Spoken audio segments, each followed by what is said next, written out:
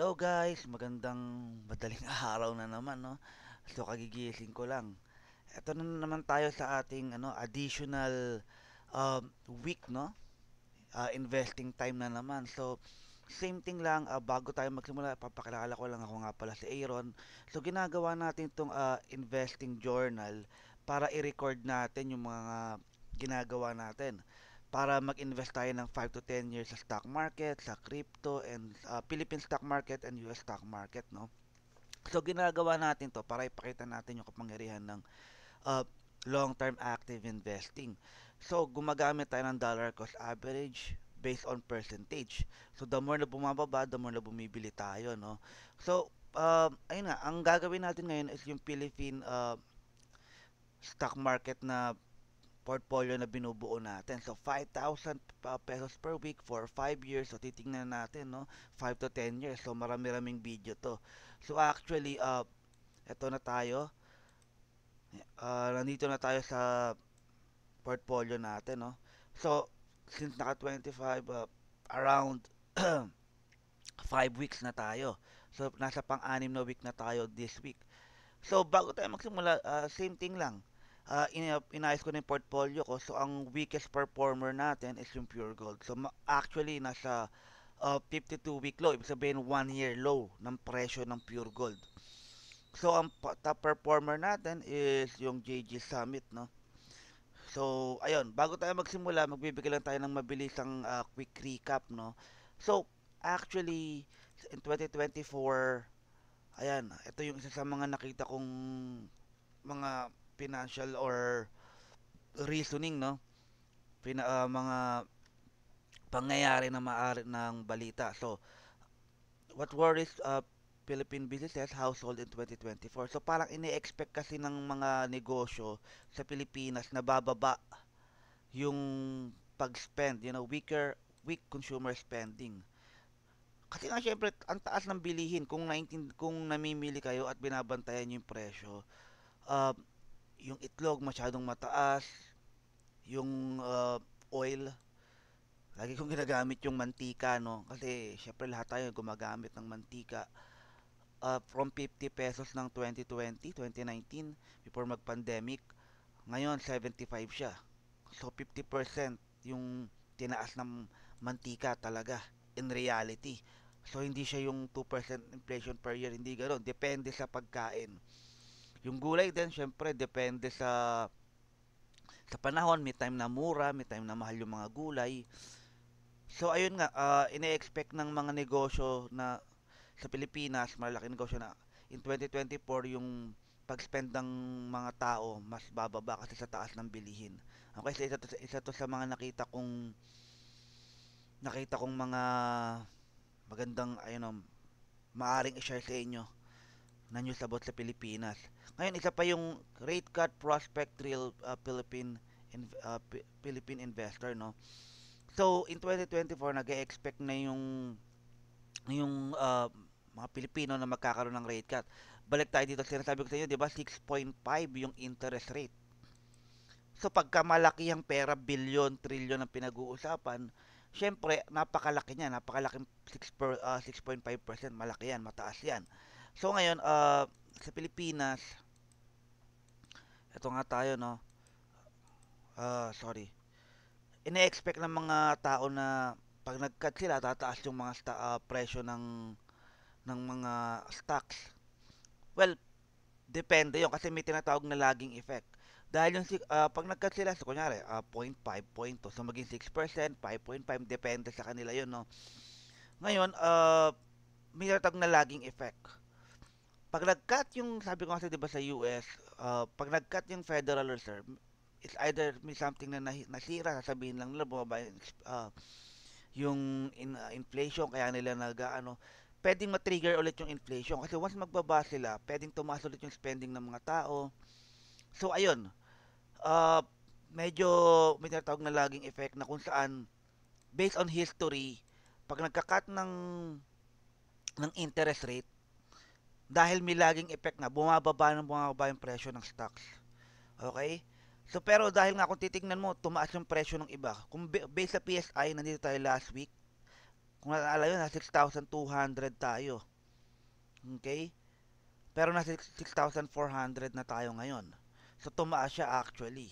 Dahil ngayon nagtitrill yung mga tao. But in reality, based on history, sabi nga, paulit-ulit tayo, history does not repeat but it does rhyme. Na pag nagka-cut ng interest rate, bumababa yung presyo kasi nga may lagging effect. Okay? Pero tayo as long-term investor, hindi tayo naapektuhan, hindi tayo trader, no? Mas maganda yun, mas bumaba, mas makakabili tayo, mas gusto ko yun. So ngayon punta na tayo sa ilalagay natin dahil may 5,000 tayo every week, 'di ba? Sabi ko sa iyo. Ang unang napili ko dahil since ito yung pinaka weak performer natin at plus hindi pa ako nagdi-DCA dito, dollar cost average, I'll go with pure gold. Okay? Since may 5,000 tayo, ilalagay ko yung 2,000 ko dito. Okay? Open ko lang yung calculator. Kasi wala naman nagbago eh. It's just bumababa lang talaga yung presyo niya. Minsan walang explanation. Kung tatanungin niyo ako, ba't bumababa yung pure gold? May nangyari ba? Pwedeng meron, pwedeng wala. But, ako kasi, as long as wala nagbabago naman sa fundamentals, kung nakikita ko marami pa rin namimili sa pure gold. Di ba? Nasa inyo yan. Kung nakikita nyo ba, kumukonti na ba yung tao ng pure gold? So ito kung makikita mo trading near 50 ito yung sabi ko sa 52 week low. Ibig sabihin yung presyo niya within 1 year pinakamababa. Ganito yung mga gustong-gusto kong binibili, 'di ba? Sabi ko nga sa'yo parang sale. Ang tao kasi pag hawak mo nila yung stock nung bago ako sa stock market sa sa crypto, the more na bumaba, natatakot ako. Kasi sabi ko, hala, bumababa yung pera ko, yung 50,000 ko, yung 100,000 ko, ay, kalahati na lang. 'Di ba? Without knowing na mas bumababa, mas maganda bumili. Imagine mo, sale. 'Di ba? Pero kaya lang yung emotion mo kasi is, natatakot ka, baka mas malugi ka. Diyan papasok yung pinaka-importante ng fundamental. As long na alam mo na maganda yung company na yon, profitable ba yung company na yun, maganda ba yun, marami bang namimili doon, nag-e-expand ba yung company, wala kang dapat ikatakot. Kasi 'di ba more on psychology nga yung stock market, may tawag na trading psychology. Okay? So para sa akin, hindi ako naapektuhan. Isa to sa pinaka nakikita kong magandang company sa Pilipinas. Alam niyo naman, 'di ba, maraming pure gold. 'Di ba? Nagsasarado ba yung pure gold? Konti ba yung namimili? Pero kung nakikita niyo sa lugar niyo, marami pa ring namimili sa pure gold, 'di ba? It's a sign na walang nangyayari. Ibig sabihin talagang yung numbers ba niya bumababa, 'di ba? Yun yung mga dapat tignan niyo, fundamental niya may pinagbago. If wala naman, wala ka dapat ikatakot. Okay? So pure gold yung isa ko, no? So ngayon medyo malaki ilalagay ko dito dahil malaki yung binaba niya. 20,000, 2,000 pesos ang ilalagay ko. Instead of 1,000 hatiin ko sa lima, ngayon nag-decide ako na 2,000 ang ilalagay ko dito. So divided sa price niya, 26.05. Boom, 76.77. So maglalagay tayo. Ticker niya is P Gold. Sorry. Okay, P Gold 77.76. Tama ba? Okay, no, baliktad. 76.77. Opya. So 2,000 yung nilagay ko, no? So I add position. Ayan. So 3,000 na nilagay natin. No? Nakita nyo, pag nag-dollar cost average ka, bababa yung net profit or loss mo. That's how it works. Kaya nga magdi-DCA ka. Nakita yung 6% siya kanina. Dahil nag-DCA tayo, bumaba. Ang second na paglalagyan ko is yung Philinvest. Philinvest, condominium, building. Kung mapapansin mo, ayan, no? Nagbibigay siya ng high dividend. Actually, isa to sa maganda. So, hindi ka lang kumikita. Nagbibigay sila ng stocks. Parang interest ng pera mo yon, 'di ba? Dahil nag-invest ka sa company, dahil hindi ka nagbebenta, hindi ka trader. Yun yung mga advantages. Ang Pilipinas kasi more on dividend talaga ang mga company natin, meaning hindi na growth. Wala siyang nakikitang growth, no, malaki na sila. So kung gusto mo na medyo hindi siya kagaya ng crypto na nagpa 5x, 10x ng presyo, but maganda lang, kumikita ka yearly, 'di ba, sa pera mo. So ayun, Philinvest, 2,000 din ang ilalagay ko dito. Napansin nyo, medyo malaki yung nilalagay. Hindi ko siya hinati sa 5. Okay, 2,000 divided. by 0.54. Okay, so 3,703 shares. So tandaan nyo, pwedeng may ano to, no? So hindi ka pwedeng makabili ng 2,000, depende sa bibilhan mo. Okay? So sorry, 3,703.7. 3,703.7. Okay? Ayan.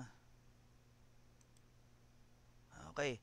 So, ayun na, naka 4,000 na tayo, no? 2,000 feet sa Pure Gold, 2,000 sa Philinvest. Last one is Mega Wide. Okay? Mega Wide is a ayan, from the name itself na construction company siya. Actually, hindi hindi siya down. Nandito siya actually, oh. 0.65 lang yung binaba natin. Pero, isa to sa gusto kong paglagyan ngayon kasi nga, uh, malaki talaga yung dilaw niya. Ang all-time high niya is around 18 pesos. Which is, napakababa rin ng PE ratio niya. PE ratio niya is actually, dito tayo, 2. Price to earning ratio niya, no? So, ito ang isa natin. Dito ko gusto ilagay yung last 1,000 natin. Okay, so 3, 1,000 divided by 3, 3.03. Okay? So, meron tayong 108.9 shares, no? So, ticker symbol, M wide. Okay? So, sorry. 108.9.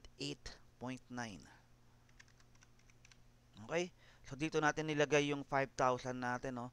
So, in reality, kung susundin nyo tong, ano, hindi, by the way, hindi to financial advice. Gawin nyo yung due diligence nyo. So, for educational purposes lang to, no? So, I highly recommend na maggawin nyo yung due diligence nyo. Huwag nyo akong kopyahin.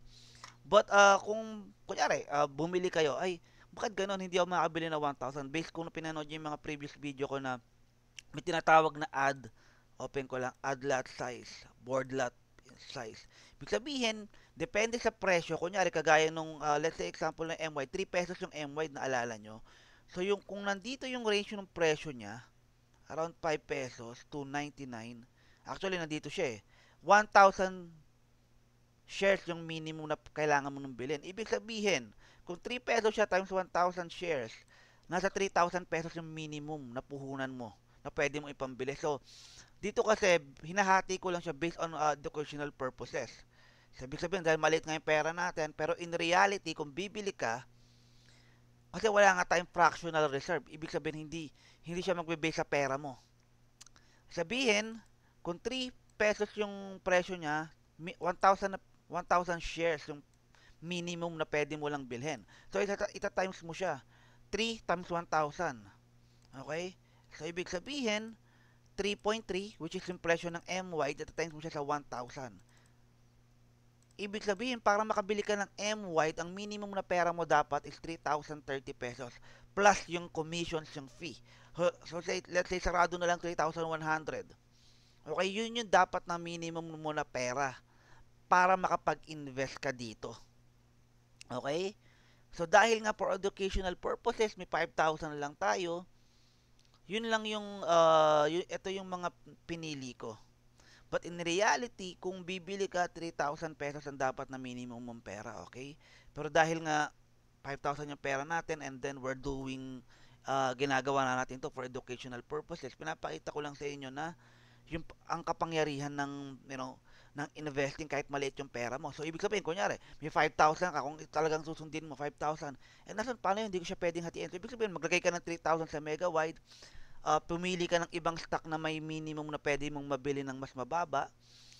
So in reality, some of the shares there na kagaya nito kunyari, i-ano natin yung mga price based sa pinakamalaki. Eh, pinakamalaki natin is Globe, di ba? 1,600. So para makabili ka ng Globe, ang minimum 1,000 plus yung presyo niya. Dito yung ano niya eh, presyo niya. 5 shares. Ibig sabihin 1,600 times 5, around 7,000 yung minimum na ano mo, na investment mo para makabili ka. So gano'n siya, that's how it works.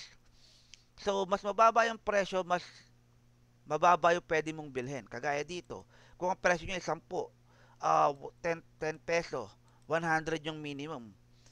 ano ko lang sa inyo. So, kung 10 peso yung share, i-times mo siya, sorry, it's 100, 10,000, diba 10 peso, diba, kung nakikita nyo, ito times 10 peso, ito times mo siya sa 100, yun yung minimum na share na pwede mong bilhin. So, times, sorry, ulitin natin, 10 peso times 100. Sabi sabi, 1,000 yung pesos, 1,000 pesos yung kailangan mo para makapag-invest ka. Depende talaga sa shares, no, ng bibilin mo.